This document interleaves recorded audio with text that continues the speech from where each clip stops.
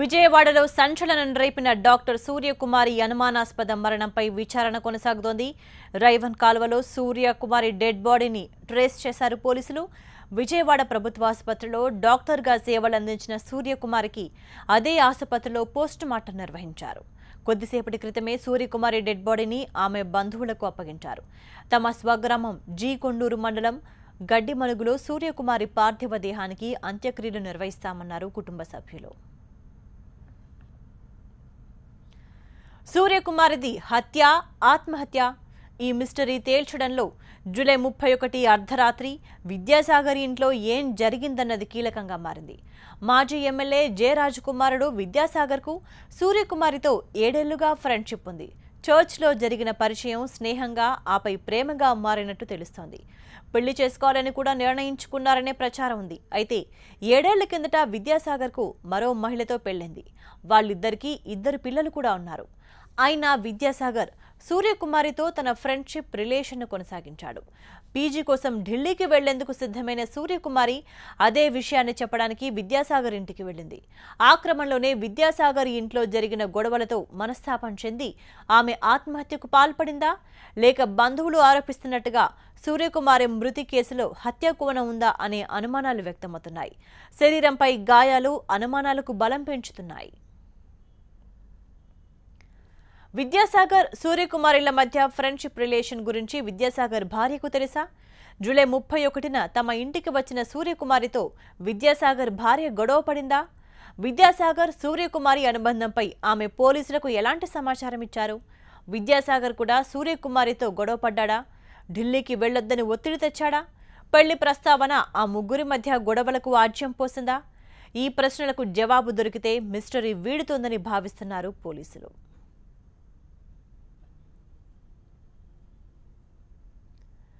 Mystery వీడాలంటే అర్ధరాత్రి ఆ గంటన్నర విద్యాసాగర్ ఇంట్లో ఏం జరిగిందనేది తేలాల్సి ఉంది. జూలై 31 సూర్యకుమారి విద్యాసాగర్ ఇంట్లో ఉన్నట్టు, అతనితో మాట్లాడినట్టు, రాత్రి 1 గంట తర్వాత విద్యాసాగర్ ఇంట్లో నుంచి బయటకొచ్చి బైక్ మీద వెళ్లినట్టు సీసీటీవీ ఫుటేజ్లో స్పష్టమైంది. ఇంట్లో ఏం జరిగిందన్నది ఈ కేసులో కీలకంగా మారింది. ఆ 3 గంటల ఈ కేసులో కీలకమన్నారు సూర్యకుమారి తండ్రి విజయ్ కుమార్. కాకపోతే ఇప్పటి వరకు వన్ సైడే ఫోకస్ అయింది.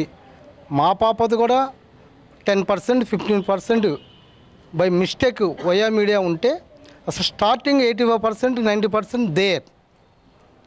సో అప్పుడు కంప్లీట్ అయింది ఈ పర్ఫెక్షన్ అనేది. ఇనీషియల్గా అట్రాక్షన్ కానీ ఏదైనా కానీ 90% దేర్. 100% అటు తప్పు 1% మా పాప అని కాదు, 90% మినిమం అటు ఉంది. మా పాప 10% ఇన్వాల్వ్ అయింది. ఆ last 3 hours centre of the కాబట్టి ఆ సెంటర్ ప్లేస్ అదే అయింది. ఒక్క క్షణంలో వచ్చిన ఊరికి ఇంటికి వెళ్ళింది కాదు, ఒక్క క్షణంలో జరిగింది కాదు. లాస్ట్ 3 అవర్స్ సెంటర్ ప్లేస్ అదే అయింది. అక్కడ నుంచే ఎక్స్ట్రీమ్ అయ్యి ఎండ్ అయిపోయింది. దయచేసి మీరు అర్థం చేసుకొని న్యాయం చేస్తారని కోరుతాను. కాకపోతే ఇప్పటి వరకు వన్ సైడే ఫోకస్ అయింది. మా పాపది కూడా 10% 15% బై మిస్టేక్ వయా మీడియా ఉంటే అసలు స్టార్టింగ్ 85% 90% దేర్. సో అప్పుడు కంప్లీట్ అయింది ఈ పర్ఫెక్షన్ అనేది. ఇనీషియల్గా అట్రాక్షన్ కానీ ఏదైనా కానీ 90% దేర్. 100% అటు తప్పు 1% మా పాప అని కాదు, 90% మినిమం అటు ఉంది. మా పాప 10% ఇన్వాల్వ్ అయింది.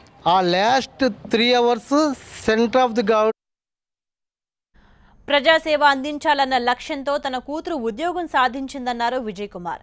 విద్యాసాగర్ విషయం తప్ప సూర్యకుమారి చిన్నప్పటి నుంచి తమ దగ్గర ఏ విషయం దాచలేదన్నారు. అయితే ఇటీవల పెళ్లి ప్రస్తావన తెస్తే సున్నితంగా తిరస్కరించిందన్నారు. పీజీ చేయడం కోసం సోమవారం సూర్యకుమారి ఢిల్లీకి వెళ్లాల్సి ఉందన్నారు. కానీ ఇంతలోనే ఈ దారుణం జరిగిందని వాపోయారాయన.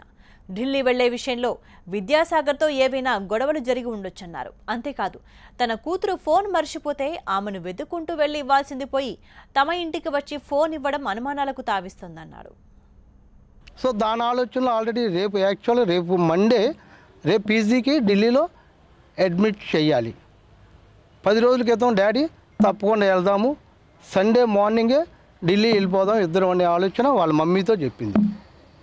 సండే కాబట్టి ప్రేయర్ చేసుకొని చర్చికి వెళ్ళి ఈవినింగ్ ఢిల్లీ ఫ్లైట్కి వెళ్ళిపోదాం ఇద్దరం, రేపు అడ్మిట్ చేస్తాం, 3 నెలలు మనకు తిరిగి వస్తాయనే ఉద్దేశంలో అయిపోయింది. దానికి కన్ఫర్మ్ చేసి మా పాప ఢిల్లీలో ఉన్న పాపకి ఢిల్లీలో ఉన్న బాబు ఆ ఇద్దరికి మెసేజ్ పెట్టింది. ఆ పాప వస్తున్నా వాళ్ళిద్దరు వెళ్ళి కన్ఫర్మ్ చేశారు అక్కడ సీటు.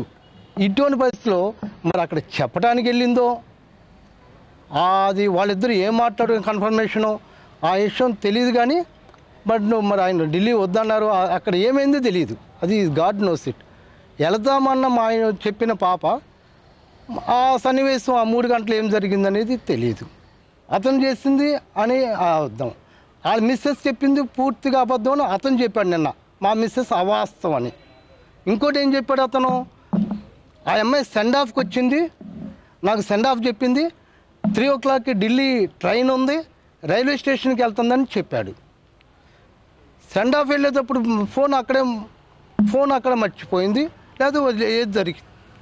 ఫోన్ ఎక్కడ ఇవ్వాలి? సెండ్ ఆఫ్కి వెళ్ళి ఢిల్లీ రైల్వే స్టేషన్కి వెళ్తుంటే దయచేసి పాప వెంటబడి ఫోన్ అక్కడే వాళ్ళ ఇంటి తీసుకొచ్చి తల్లికి ఇవ్వడంలో మరి సెండ్ ఆఫా ఢిల్లీ ట్రైనా? ఇది ఏ మాటకి ఒక్క అక్షరం కానీ ఒక్క మాట కానీ మీరు చేసిన 5 రోజులు లైవ్లో ఎవరు వాళ్ళు ఫోకస్ చేసిన దాంట్లో, అతను చెప్పిన దాంట్లో, యాక్ట్ చేసిన దాంట్లో ఏది రిలేటెడ్ కాదు, ఏది కనెక్టివిటీ కాదు, అంతా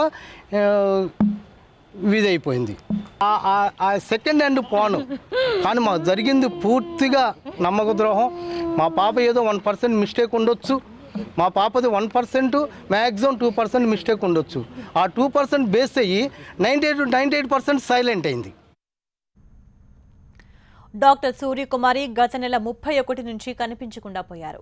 చివరగా ఆమె విద్యాసాగర్ ఇంటి నుంచి బయటకు వచ్చినట్టు దర్యాప్తులో తేలింది. సూర్యకుమారి తన 2-వీలర్పై వెళ్తున్న దృశ్యాలు డీజీపీ ఆఫీస్ ఎదురుగా ఉన్న సీసీటీవీలో రికార్డ్ అయ్యాయి. ఈ క్రమంలోనే రైవర్స్ కాలువ దగ్గర ఆమె బైక్ను, చెప్పులను గుర్తించారు పోలీసులు. ఎన్డీఆర్ఎఫ్ టీమ్స్ను రంగంలోకి దింపి రైవర్స్ కాలువలో గాలిస్తే గుర్తుపట్టడానికి వీల్లేనంతగా డీకంపోజ్ అయిన ఓ యువతి శవం దొరికింది. డ్రెస్, జ్యువెలరీ ఆధారంగా ఆ డెడ్ బాడీ సూర్యకుమారిదేనని నిర్ధారించారు పోలీసులు.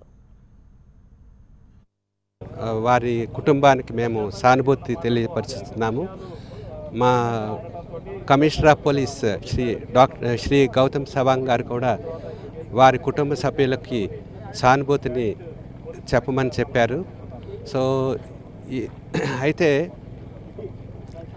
ఆ బాడీ చూసిన తర్వాత మెడలో ఉన్నటువంటి నెక్లెస్, లాకెట్, తర్వాత ఇయర్ స్టడ్స్ ఇవన్నీ కూడా మేము పరిశీలన చేసి వాట్సాప్ ద్వారా వాళ్ళ పేరెంట్స్కి మేము పంపించడం జరిగింది. వాళ్ళ పేరెంట్స్ కన్ఫర్మ్ చేశారు. సో దాన్ని బట్టి తర్వాత బాడీ సైజు, తర్వాత వేసుకున్నటువంటి అప్పుడు సీసీటీవీ ఫుటేజెస్లో ఉన్నటువంటి డ్రెస్సు, ఈ డ్రెస్సు 2 కూడా టాలీ అయినాయి. సో దీన్ని బట్టి కూడా ఇది డాక్టర్ సూర్యకుమారి యొక్క సూర్యకుమారిది హత్య, ఆత్మహత్య అనేది తేలాల్సింది. అయితే ఆమె మృతికి కారణం విద్యాసాగర్తో సాన్నిహిత్యమేనని స్పష్టంగా తెలుస్తోంది. సూర్యకుమారి అదృశ్యమైన రోజు గత నెల 31న విద్యాసాగర్ ఇంట్లో గొడవ జరిగినట్టు తెలుస్తోంది. అసలు ఆ రోజున ఏం జరిగింది? విద్యాసాగర్కు సూర్యకుమారికి మధ్య గొడవ జరిగిందా? విద్యాసాగర్ భార్య సూర్యకుమారితో గొడవ పడ్డారా అనే కోణాల్లో పోలీసులు ఆరా తీస్తున్నారు. సూర్యకుమారి ఒంటిపై గాయాలు ఉండడంతో పోలీసులు పలు అనుమానాలు వ్యక్తం చేస్తున్నారు. ఈ కేసుకు సంబంధించి విద్యాసాగర్ను ఇంటరాగేషన్లో విద్యాసాగర్ చెప్పే విషయాల సహా పోస్ట్ మార్టం రిపోర్టు దర్యాప్తులో కీలకం కానున్నాయి.